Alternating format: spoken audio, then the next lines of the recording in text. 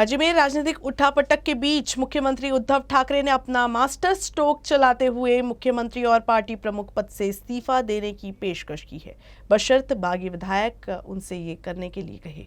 बुधवार को मुख्यमंत्री उद्धव ठाकरे ने फेसबुक लाइव के माध्यम से राज्य की जनता से संवाद साधा।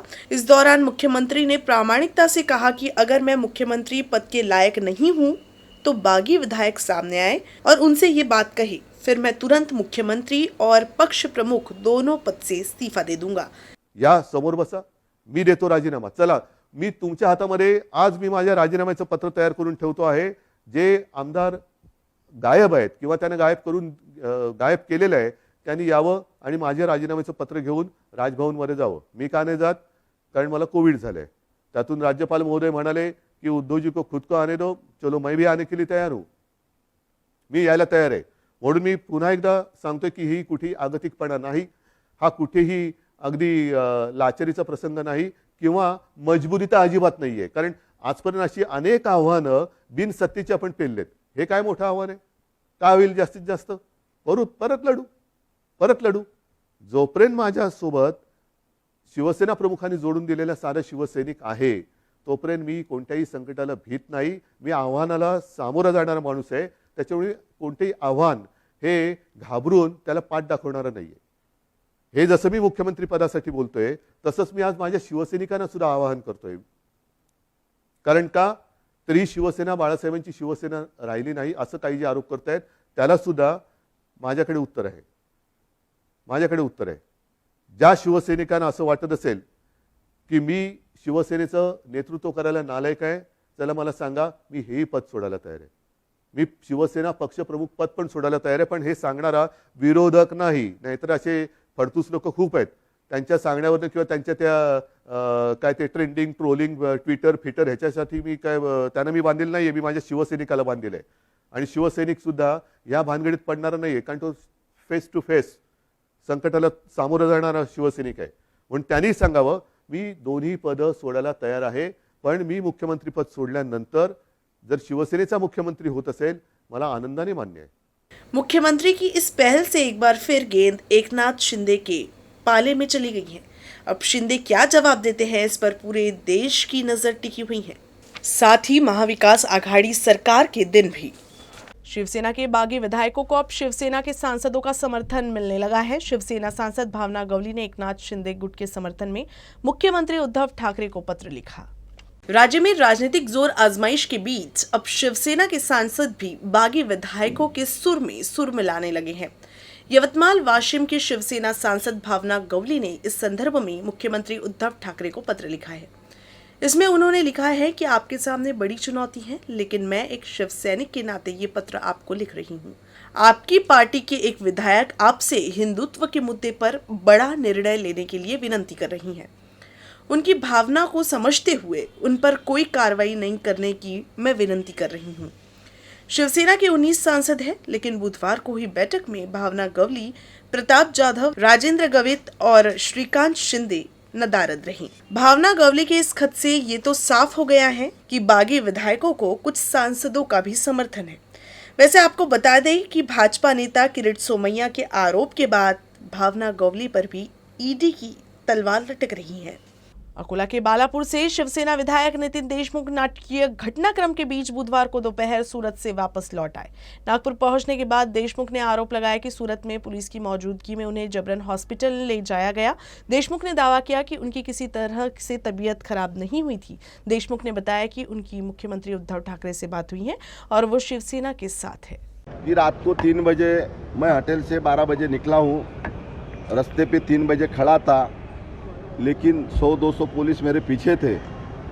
मैं कोई वाहन आया तो वाहन में मैं बैठना चाहता था, लेकिन कोई वाहन में मेरे को बैठने नहीं देते थे।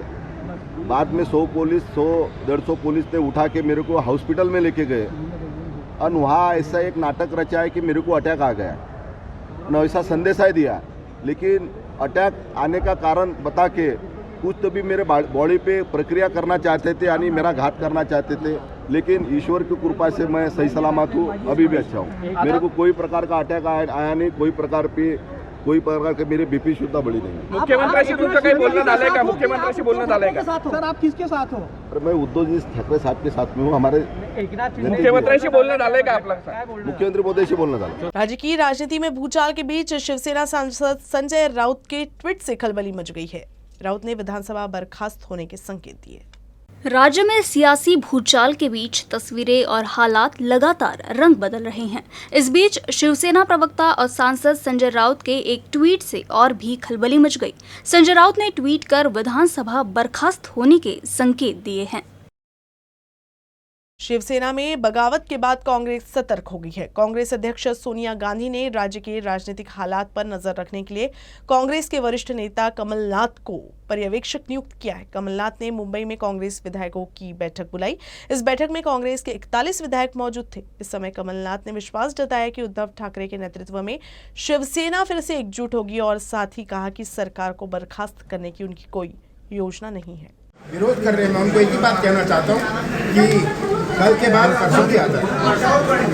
मैंने इसे बहुत देखा हुआ है और मुझे पूरा यकीन है कि उद्धव ठाकरे जी के नेतृत्व में शिवसेना में फिर से एकता 3 रास्ते में है, क्योंकि मुझे एक दूसरी मीटिंग में शरद पवार जी के यहाँ जाना है, इसलिए मैं जा रहा हूँ। उद्धव ठाकरे जी से मीटिंग थी, उनको कोविड पॉझिटिव हो गया। सरकार बरखास्तीबाबतचं कुठलीही चर्चा होणार नाही. सरकार महाविकास आघाडीचं जे आहे पूर्ण ताकदीनं चालेल आणि त्या दृष्टिकोनातनं आज कॅबिनेटमध्ये त्या दृष्टिकोनातून भूमिका. अकोला जिले के बालापुर के विधायक नितिन देशमुख गुवाहाटी से एकनाथ शिंदे के साथ छोड़कर अपने निर्वाचन क्षेत्र में लौट आए हैं। इस बीच अकोला जाते समय अमरावती के नांदगांव पेठ टोल नाके पर शिवसेना द्वारा उनका जोरदार स्वागत किया गया। शिवसेना के मंत्री एकनाथ शिंदे ने बगावत कर 40 विधायकों को अपने साथ ले गए। इसके बाद राज्य की सियासत में हड़कंप मच गया। उनके साथ अकोला जिले के बालापुर विधानसभा क्षेत्र के विधायक नितिन देशमुख भी थे। हालांकि जब वो निर्वाचन क्षेत्र वापस लौट रही थी तो अमरावती में शिवसेना कार्यकर्ताओं ने उनका स्वागत किया। इस दौरान उन्होंने कहा कि सभी विधायकों को निर्वाचन क्षेत्र में लौट जाना चाहिए और कहा कि हम उद्धव ठाकरे के साथ हैं।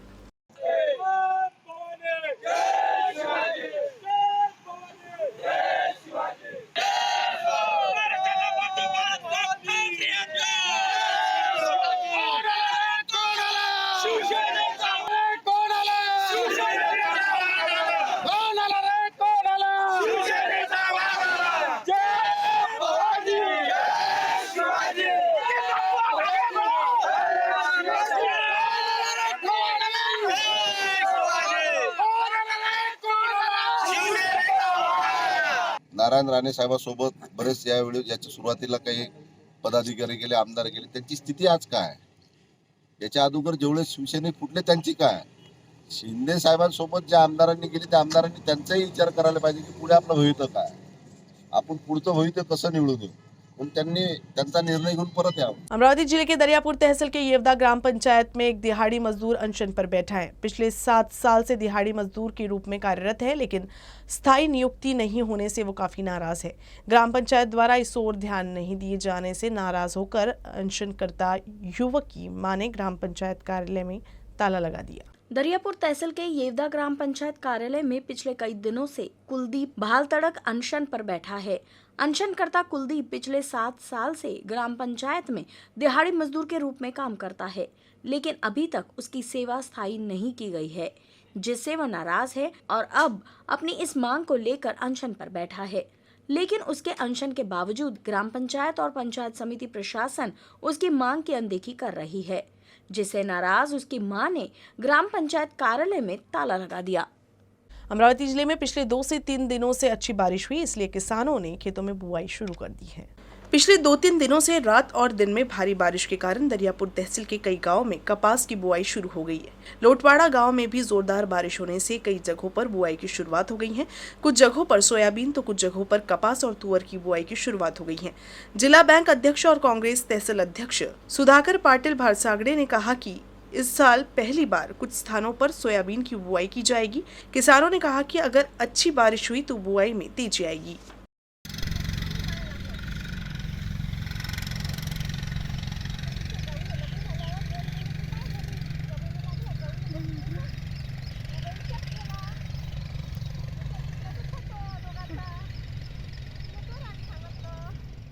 अमरावती जिले के मेलघाट के जंगल में और चिखलदरा क्षेत्र में बड़ी संख्या में जामुन के पेड़ हैं। इन पेड़ों पर हर साल खूब जामुन होते हैं और इस जामुन की मेलघाट से बाहर भी काफी मांग है। मेलघाट क्षेत्र में आदिवासी को इस फल से रोजगार मिलता है।